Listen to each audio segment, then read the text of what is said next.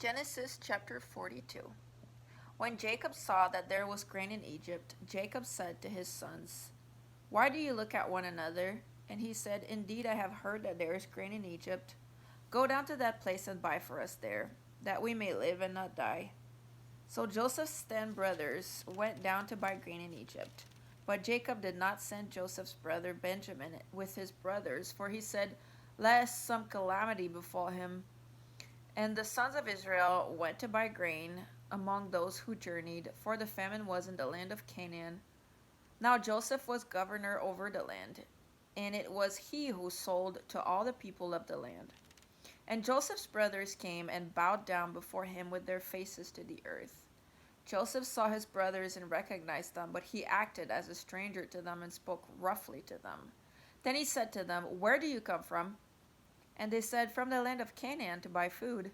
So Joseph recognized his brothers, but they did not recognize him. Then Joseph remembered the dreams which he had dreamed about them, and said to them, "You are spies. You have come to see the nakedness of the land." And they said to him, "No, my lord, but your servants have come to buy food. We are all one man's sons. We are honest men. Your servants are not spies." But he said to them, "No, but you have come to see the nakedness of the land." And they said, "Your servants are 12 brothers, the sons of one man in the land of Canaan, and in fact the youngest is with our father today, and one is no more." But Joseph said to them, "It is as I spoke to you, saying, 'You are spies.'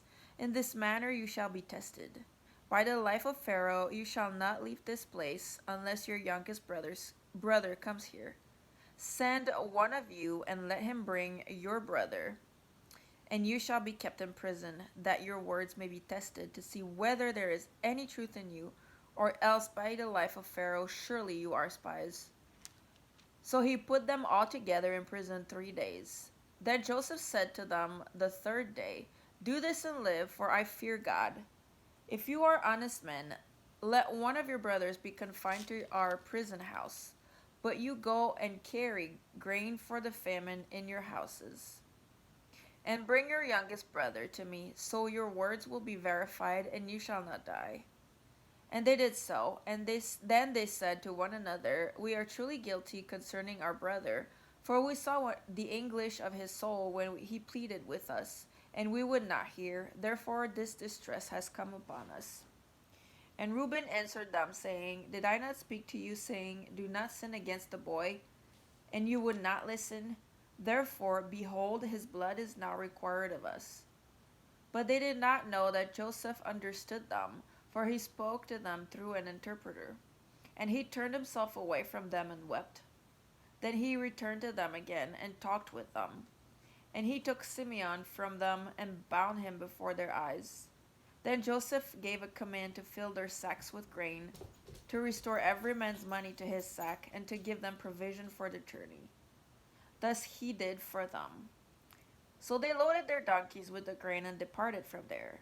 But as one of them opened his sack to give his donkey feed at the encampment, he saw his money, and there it was in the mouth of his sack. So he said to his brothers, "My money has been restored, and there it is in my sack." Then their hearts failed them, and they were afraid, saying to one another, "What is this that God has done to us?" Then they went to Jacob their father in the land of Canaan and told him all that had happened to them, saying, "The man who is lord of the land spoke roughly to us, and took us for spies of the country. But we said to him, 'We are honest men. We are not spies. We are 12 brothers, sons of our father. One is no more, and the youngest is with our father this day in the land of Canaan.' Then the man, the lord of the country, said to us, 'By this I will know that you are honest men. Leave one of your brothers here with me, take food for the famine of your households, and be gone, and bring your youngest brother to me. So I shall know that you are not spies, but that you are honest men. I will grant your brother to you, and you may trade in the land.' Then it happened, as they emptied their sacks, that surprisingly each man's bundle of money was in his sack. And when they and their father saw the bundles of money, they were afraid. And Jacob their father said to them, 'You have bereaved me. Joseph is no more, Simeon is no more, and you want to take Benjamin? All these things are against me. Then Reuben spoke to his father, saying, Kill my 2 sons if I do not bring him back to you. Put him in my hands, and I will bring him back to you. But he said, My son shall not go down with you, for his brother is dead, and he is left alone. If any calamity should befall him along the way in which you go, then you would bring down my gray hair with sorrow to the grave.